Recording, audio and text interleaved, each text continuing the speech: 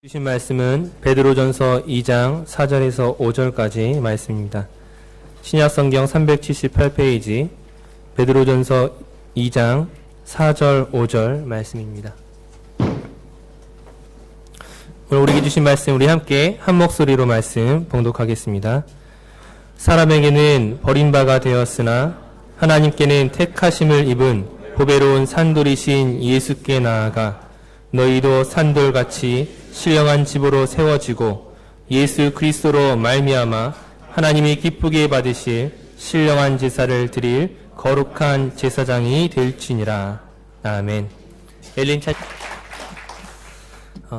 우리 마지막 주일인데 오늘은 이렇게 인사하도록 하겠습니다. 하나님 은혜 감사합니다. 우리 주변의 분들과 하나님 은혜 감사합니다라고 우리 함께 인사하겠습니다. 네. 하나님 은혜 감사합니다. 네. 하나님 은혜 감사합니다. 네. 네, 감사합니다. 오늘 본문 제목을 거룩한 제사장이라고 정했습니다. 오늘 본문 5절 말씀에 하나님이 기뻐하시는 신령한 제사로 드리는 거룩한 제사장이 될지라 오늘 우리에게 주시는 하나님의 말씀입니다. 거룩한 제사장이 되라는 이 하나님의 말씀이 사실 우리에게는 굉장히 부담스러울 때가 있습니다. 첫 번째는 우리가 거룩하지 않기 때문이죠. 우리가 세상을 더 좋아하고 하나님보다는 세상에 가까울 때가 더 많기 때문에 과연 내가 거룩한 사람이 될 수 있을까? 하나님이 인정하시고 하나님이 요구하시는 그런 거룩이 나의 삶을 통하여 나타날 수 있을까? 이제 그것 때문에 우리에게 1차적으로 많이 부담스럽습니다. 두 번째는 내가 제사장이 된다는 것이 우리가 구약시대의 그 제사장을 생각하고 있는 우리에게 있어서 과연 내가 제사장이 될 수 있는가? 그런 역할들은 교회 목사님이나 장로님이나 어떤 믿음 좋은 분들의 이야기이지 나하고는 상관없는 이야기처럼 생각될 때가 있기 때문입니다. 사실 개신교의 그 종교개혁 이후에 가장 중요한 교리 중에 하나가 만인 제사장입니다. 즉 로마 카톨릭이 누리고 있었던 신부만 사제만 제사장이 아니라 그들만 하나님 앞에 대리자로서 나타난 것이 아니라 예수 그리스도를 믿음으로 고백하는 저와 여러분 모든 성도들은 하나님께 직접 나아갈 수 있다라는 이 제사장의 교리는 너무나 중요함에도 불구하고 사실 우리에게는 여전히 멀게만 느껴지는 것이 사실입니다. 교회에서 말씀을 전하고 성례를 집행하고 축도하는 이런 어떤 그 목사만이 할 수 있는 일들로 어떤 제사장의 사역들을 한정 지을 때가 너무나 많이 있다는 것이죠. 사실 만인 제사장이라는 것이 역할의 구분이 없는 것이 아니죠. 모두가 설교를 하고 모든 사람이 축도하고 이런 건 분명히 아닙니다. 역할의 차이가 있지만 그럼에도 불구하고 목사나 성도나 누구나 할 거 없이 우리는 하나님 앞에 제사장으로 부름받았고 제사장으로서 우리가 나아갈 것들을 성경은 분명히 기록하고 있습니다. 그렇다면 오늘 말씀이 우리에게 요구하고 있는 제사장이란 무엇인가? 그 제사장이 무엇이기에 우리가 거룩한 제사장이 될 것들을 요구받고 있는지를 생각해야 할 것입니다. 사실 구약시대에서는 아무나 제사장이 될 수 있는 것은 분명히 아니었습니다. 어떤 사람이 제사장이 될 수 있었죠? 믿음이 좋은 사람입니까? 남들보다 구별된 거룩한 그런 생활을 하는 사람이 제사장이 되었습니까? 그런 사람이 아니라 레위 지파만이 제사장이 될 수 있었습니다.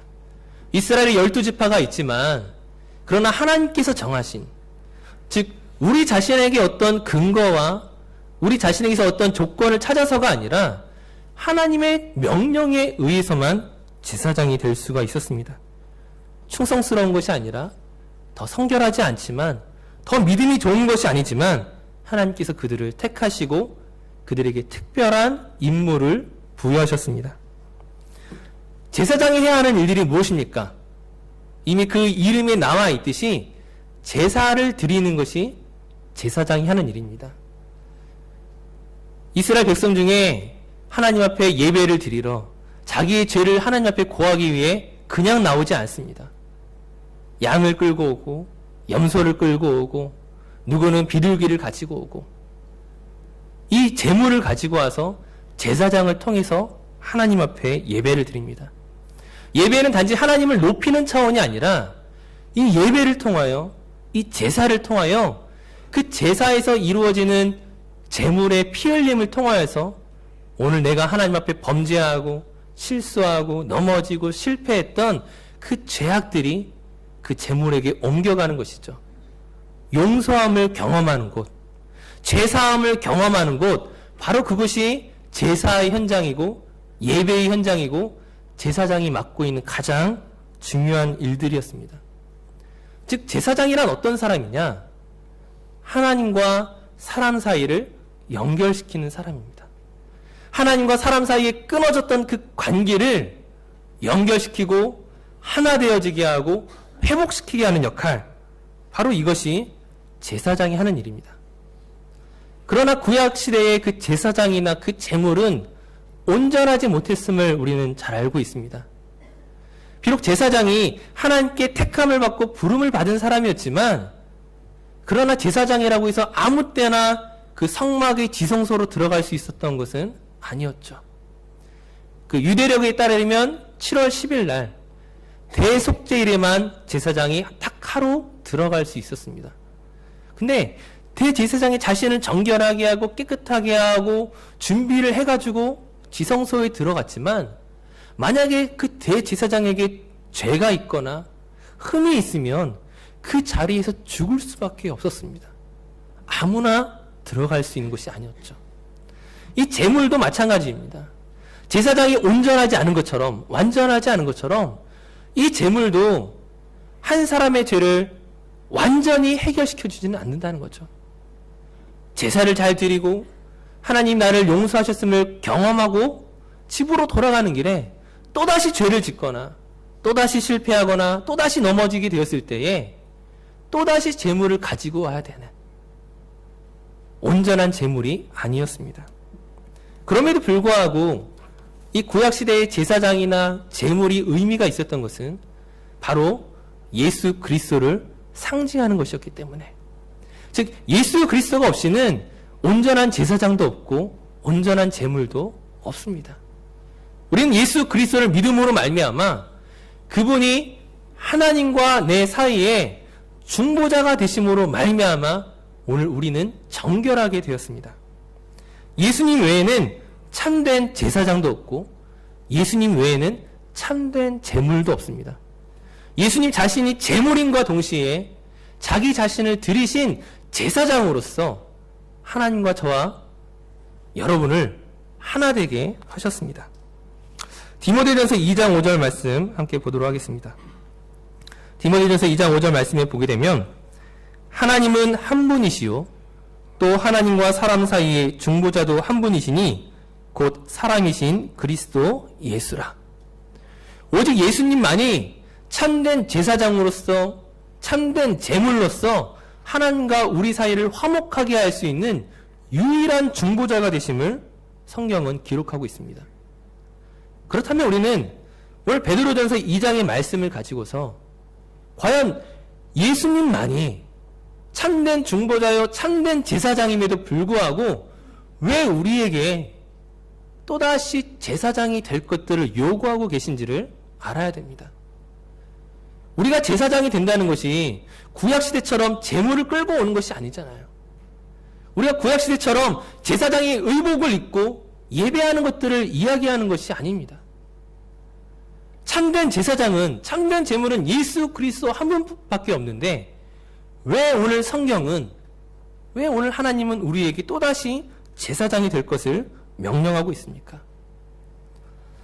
우리가 무슨 자격으로 제사장이 될 수 있겠습니까?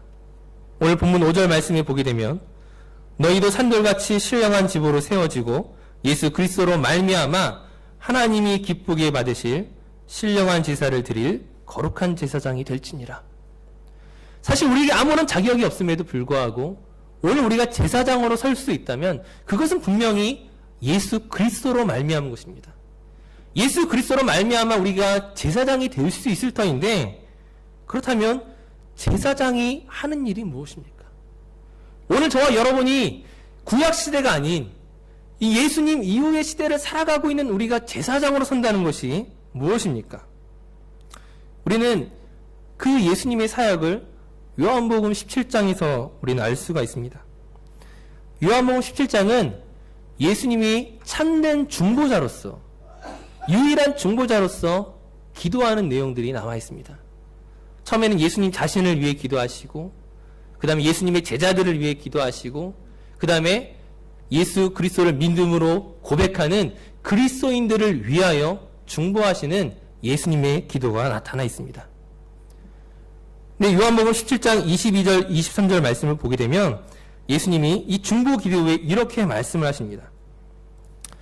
요한복음 17장 22절, 내게 주신 영광을 내가 그들에게 주었사오니 이는 우리가 하나가 된 것 같이 그들도 하나가 되게 하려 함이니이다.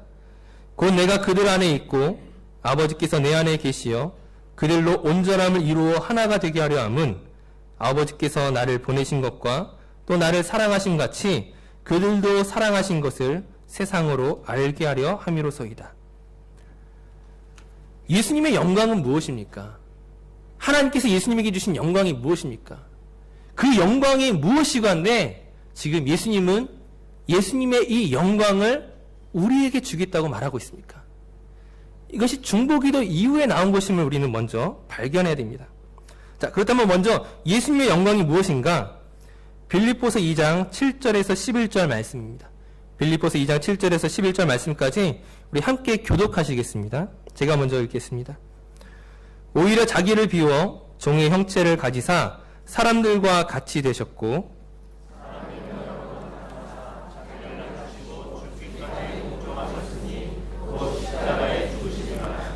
이러므로 하나님이 그를 지극히 높여 모든 이름 위에 뛰어난 이름을 주사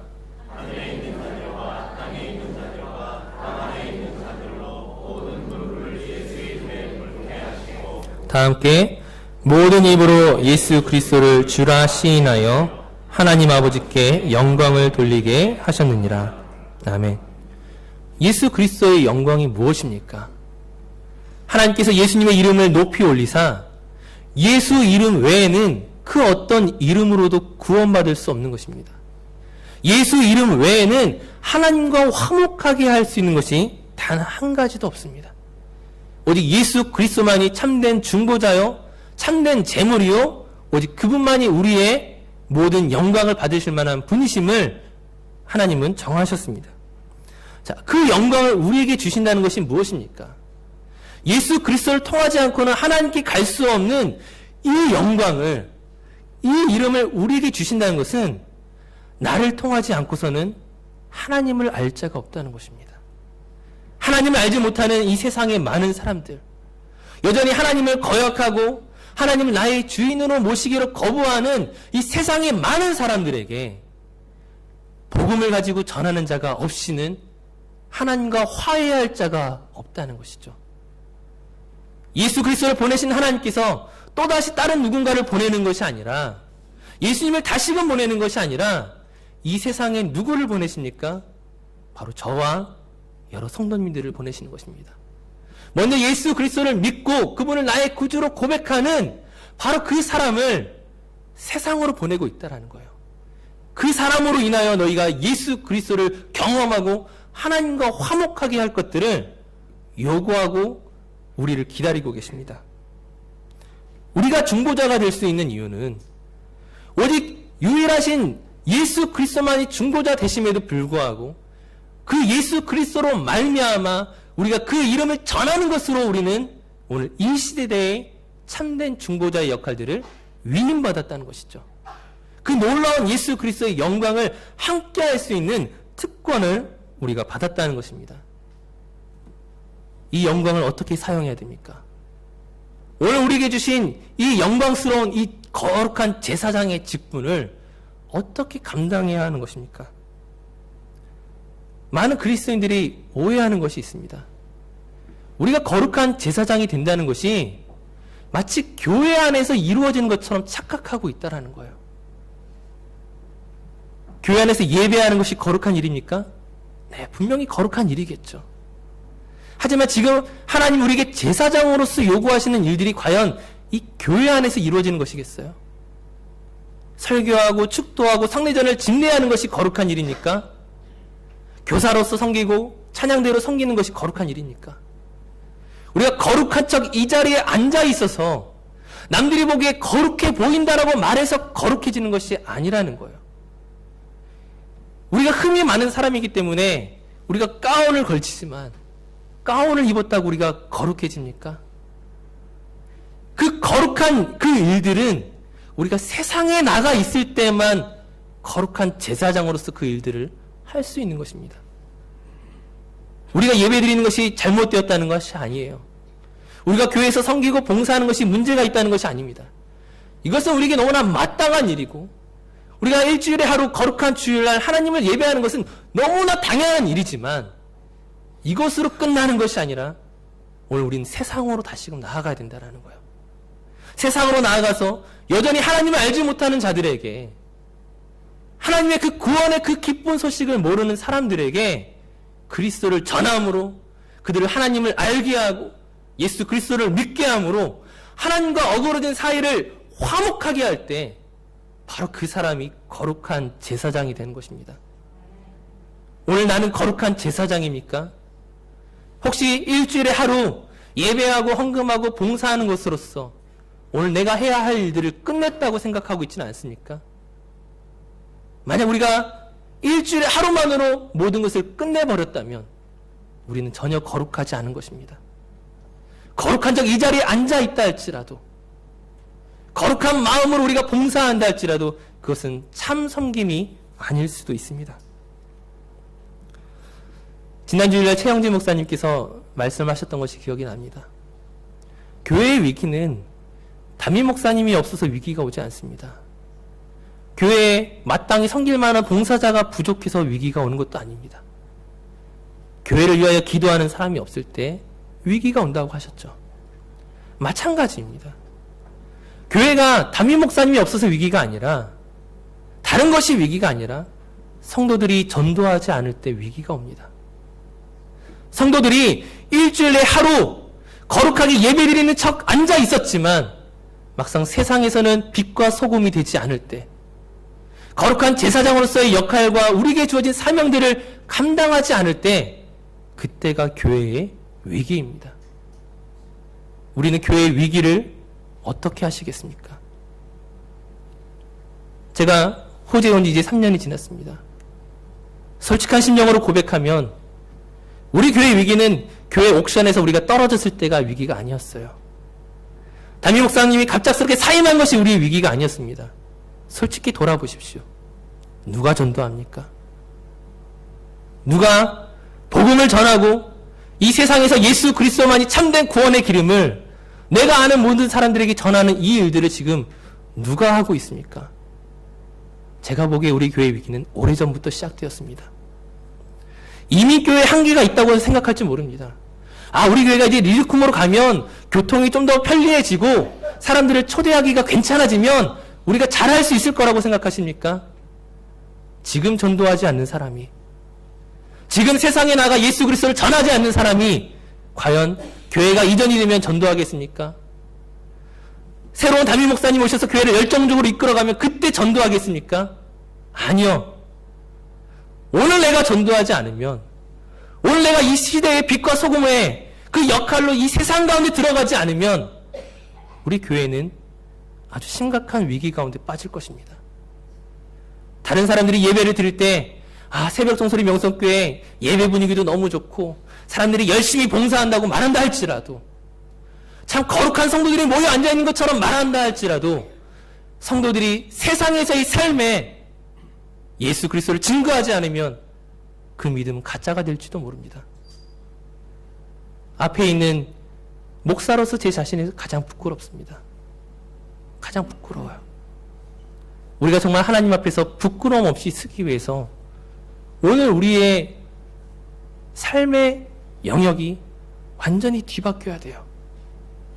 일주일에 하루 거룩해지기 위해서 우리가 준비하고 나오는 것이 아니라 오늘 하루 은혜를 받고 하나님의 말씀 가운데 힘을 얻고 나머지 6일을 거룩하게 바꿔야 됩니다. 이 세상을 우리가 거룩하게 바꾸지 않고서 과연 누가 거룩한 제사장이 되겠습니까? 누가 하나님의 일들을 감당하겠습니까? 바라기는 오늘 하루가 아니라 나머지 6일 더 거룩해지십시오. 거룩한 제사장은 오늘 이루어지지 않습니다. 오늘 우리가 거룩한 제사장으로 할 일들은 여기에는 없어요. 다 예수 그리스도를 믿고 계시잖아요. 이미 하나님과 화목하셨잖아요. 이곳은 우리의 영역이 아닙니다. 이것은 우리가 제사장으로 해야 할 일들이 없어요. 세상으로 나아가십시오. 우리 교회를 데리고 오라는 것이 아니라 정말 참된 빛과 소금의 역할을 그리스도인다운 거룩한 제사장다운 그 역할들을 감당해 나가자고요. 바로 그럴 때 우리 교회에 참된 소망이 있을 줄로 믿습니다. 그렇게 세워지고 그렇게 부르심을 입은 자로서 살아갈 수 있는 저와 우리 모든 성도님들 되시기를 간절히 바라겠습니다. 이제 우리 함께 기도했으면 좋겠습니다. 하나님, 우리가 오늘 이 거룩한 주일 이 자리에 앉아 있지만 그러나 나머지 6일이 우리가 거룩한 삶으로 살아가지 않는다면, 예수 그리스도를 증거하는 삶으로 살아가지 않는다면 우리는 결코 거룩할 수 없음을, 우리는 결코 거룩한 존재가 되지 못함을 이 시간 고백하십시오.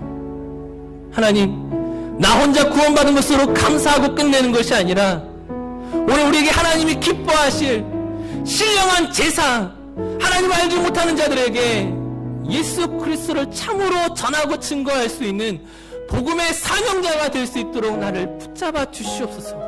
내 힘으로 할 수 없습니다. 하나님의 은혜로 나를 세상 가운데 보내주십시오. 우리 함께 기도하도록 하겠습니다.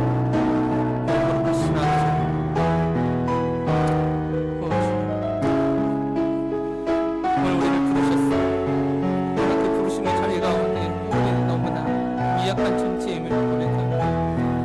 하나님, 우리는 하나님을 온전히 예배하지 않고 하나님의 진정으로 기뻐하시는 그 일들을 내버려 두시고 마치 나 자신이 괜찮은 것처럼 거룩한 척 앉아있지, 하나님, 그것이 정말 하나님이 기뻐하시는 일들이 아니었음을 고백합니다. 마땅히 해야 할 것조차도 마땅히 하지 않냐고, 하나님, 정말 우리 안에 너무나 많은 부끄러움과 우리 안에 있는 이 약함을 주여 긍휼히 여겨주시고 주님 용서하여 주시옵소서. 주님 부르심의 자리 가운데 나아갈 수 있도록, 주님이 하나님의 은혜 가운데 우리가 온전히 설 수 있도록 주님 우리 가운데 긍휼을 여겨주시옵소서. 하나님의 부르심을 열어주시옵소서. 하나님의 생명을, 예수 그리스도의 생명을 이 시대 가운데 참으로 전할 수 있는 복음의 사역자가 되지 않고서 우리가 나아갈 수 없음을 고백합니다. 오 주님, 오 주님, 오 주님, 오 주님, 이 교회를 잡아주시옵소서.